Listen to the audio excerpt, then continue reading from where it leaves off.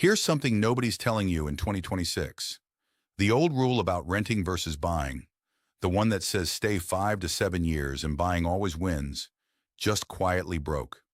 Researchers looked at this year's mortgage rates, rents, and home prices, and the number everyone memorized doesn't hold up anymore. The real break-even point, the year buying actually starts beating renting, has stretched out to somewhere between 7 and 14 years, depending on your city. Not 5 to 7, 7 to 14. That's almost double, and almost nobody's updated their thinking to match it. If you've been sitting on the fence telling yourself you'll buy the moment you hit your 5-year mark in a city, this video could completely change that timeline. So today we're running two real people through the actual math, same starting money, same starting day, and finding out exactly when, if ever, buying pulls ahead. Meet Jake and Martin. Both are 29 years old, both work steady office jobs earning about the same salary, and both live in Nashville, Tennessee. Both start this story on the exact same day, January of 2026, with the exact same $35,000 sitting in their savings account. Same money, same date, same city, same job security. The only thing about to be different is the decision each of them makes next. Jake decides to keep renting a nice 2-bedroom for $2,100 a month, and instead of buying, he takes that $35,000 and puts it straight into a low-cost index fund. Martin takes his $35,000 and uses it as a 10% down payment on a $350,000 home, locking in a mortgage rate of 6.1%. Let's be upfront about Martin's real monthly cost because most people only picture the mortgage payment. His principal and interest alone comes out to about $1,900 a month. Add property taxes, homeowner's insurance, private mortgage insurance since he put down less than 20% and 1% of the home's value every year for maintenance. And Martin's true all-in housing cost lands closer to $2,800 a month. That's roughly $700 more than Jake's rent every single month. And that $700 gap is exactly what Jake invests on top of his lump sum. Before we run the numbers, quick ask, if you're new here, go ahead and hit subscribe because we do this exact side-by-side breakdown every single week, and it genuinely helps to have you along for the next one. Now here's the question for you. Who do you think made the smarter move, Jake or Martin? Drop your pick in the comments right now before you see a single number, because in about 2 minutes, real math is going to settle it either way, and I want to see how many of you called it correctly. So why does everyone still think 5 to 7 years is the magic number?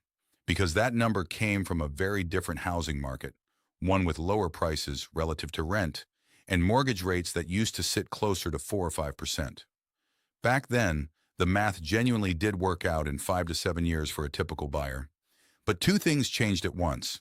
According to a February 2026 analysis pulling from Freddie Mac, the National Association of Realtors, and Case-Shiller data, the national price-to-rent ratio sat about 31% above its long-run average, and 30-year mortgage rates were still hovering around 6%, according to Freddie Mac's own January reading, with the median existing home price sitting near $397,000 nationally. Higher prices relative to rent, plus a higher rate, means the math needs more years to catch up, but the 5 to 7 year number never got the memo. It's still printed in blog posts, still repeated by well-meaning relatives, and still sitting in the back of a lot of people's minds as settled fact. Here's a second number worth knowing. Multiple 2026 housing analyses now report the real break-even clustering around 7 to 14 years, not 5 to 7. Real estate agents, mortgage lenders, and home buying apps have every incentive to keep repeating the old shorter number, because a shorter break-even makes buying look like the obvious win, and buying is what pays their commission. It's a little like a car salesman quoting you last year's gas prices to make this year's truck look cheaper to run. The number isn't a lie exactly, it's just outdated. And outdated numbers are the ones that get repeated the most, because they're the ones everybody already learned by heart. And this isn't the same everywhere, which is exactly why a national rule of thumb is so dangerous. Mortgage industry data from early 2026 shows cities like Detroit and Cleveland, with price-to-rent ratios as low as 8 to 10, where buying still pencils out fast. Meanwhile, coastal metros like San Francisco are sitting above 25, where renting wins by a landslide. Nashville, where Jake and Martin live, sits closer to the middle of that range, which is exactly why this comparison is worth running carefully instead of guessing. There's one more piece of context worth knowing. Consumer research firm Empower reported that around 40% of Americans are planning to move at some point in 2026. If you're in that 40%, the break-even conversation may not even matter because you won't be in the home long enough for any version of the math to work in your favor.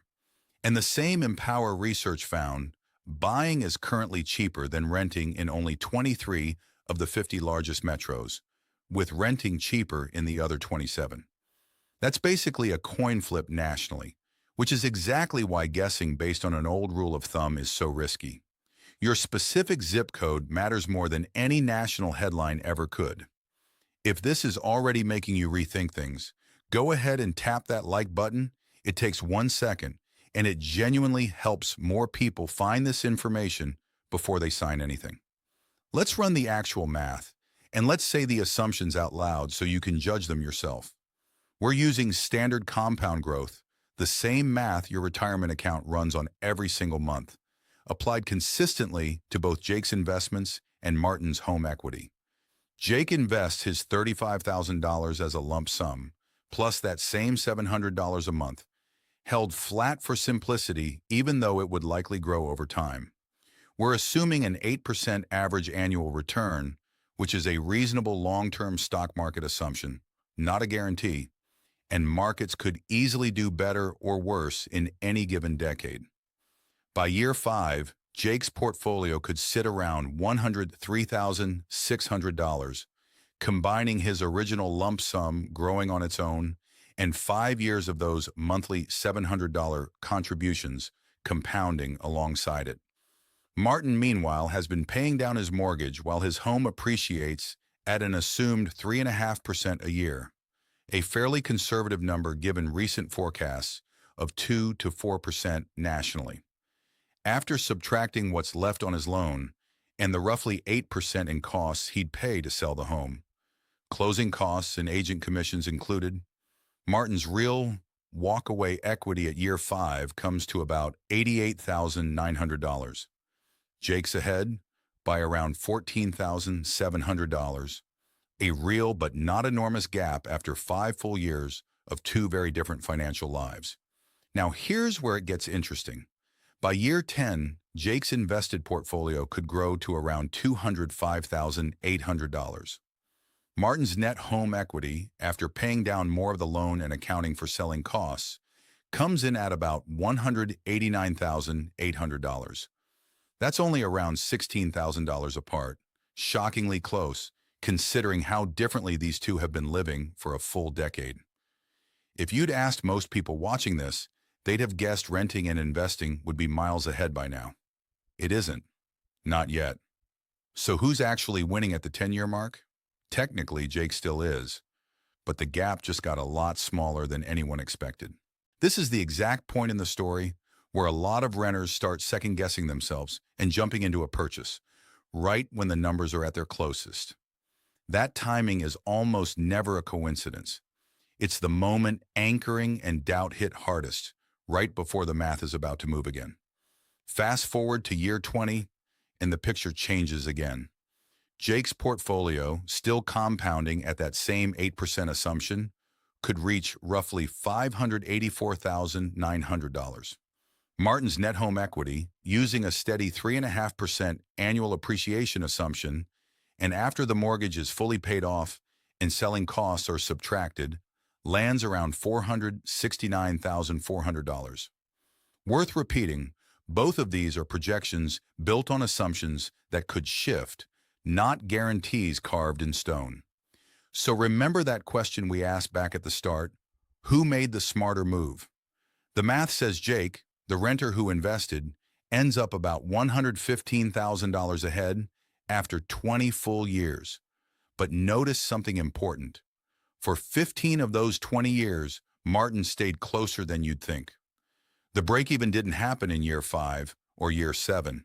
In this scenario, it never fully happened for Martin at all. Right now, about half of you are probably thinking, this doesn't apply to me, my market's different, and you might be right, but stick with me, because the mental trap here applies no matter your zip code, no matter what your city's specific ratio happens to be. There's a well-known bias behavioral economist, Daniel Kahneman and Amos Tversky, identified back in the 1970s called anchoring, and it shows up everywhere from grocery store pricing to salary negotiations, not just housing. It means the first number you learn about something becomes a mental reference point, and every later number gets judged against that first one, even after the world has moved on. Most people learned the 5 to 7 year break-even rule years ago, back when it was true, and that number got anchored in their head as the rule.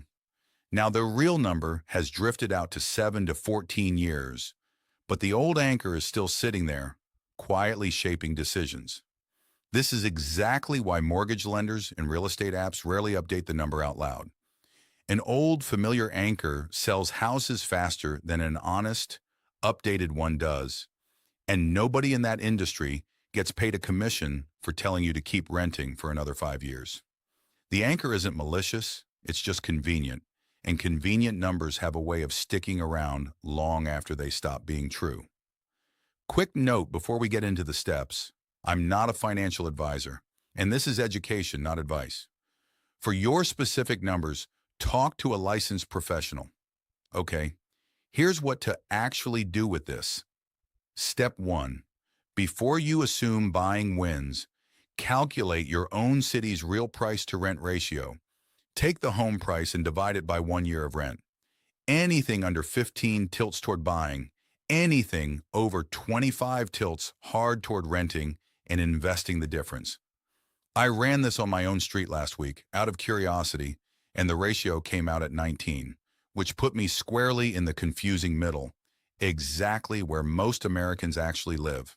Step 2, be honest about your time horizon. If there's any real chance you move within 5 years, closing costs and selling costs alone can eat 6 to 10% of the home's value, and the math in almost every 2026 market favors renting, full stop. The old 5 to 7 year buffer simply isn't there anymore. Open your banking app right now and check how much you actually have sitting in a savings account earning close to nothing. That number is either your future down payment or it's the seed money for exactly the kind of index fund investment Jake made. The choice is yours, but sitting and doing nothing is the option that actually loses either way. Step 3. If you do buy, run your own real break-even math using this year's rate and this year's price-to-rent ratio for your city, not the number you memorized years ago, and not the number a lender quotes you to close the deal faster. Most free online calculators let you plug in your real rate, your real rent, and your real timeline in under 5 minutes. And that 5 minutes of honest math beats a 5-year-old rule of thumb every single time. Jake's mental model going forward is simple. Match the decision to the math, not the memory. Martin's approach isn't a bad one either. It just needed a longer runway than he expected. And that's the real lesson tonight. Not that one of them made a mistake, but that both of them were playing a game where the actual rules quietly changed underneath them. So here's the real takeaway. The old rule didn't lie to you. It just got old. And old rules dressed up as timeless truths are the most expensive kind of mistake you can make without ever noticing you're making it. Run your own numbers before you trust a number you learned years ago. If this opened your eyes, you need to watch The Lifestyle Creep Trap, Why a $500,000 Salary Still Feels Broke. Next, it's sitting right on your screen, and it explains the other half of why smart, high-earning people still feel broke. Hit subscribe if you haven't.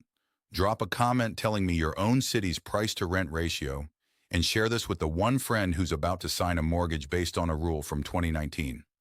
Keep pushing forward, stay disciplined, and I will see you in the next one. GROWBITUS.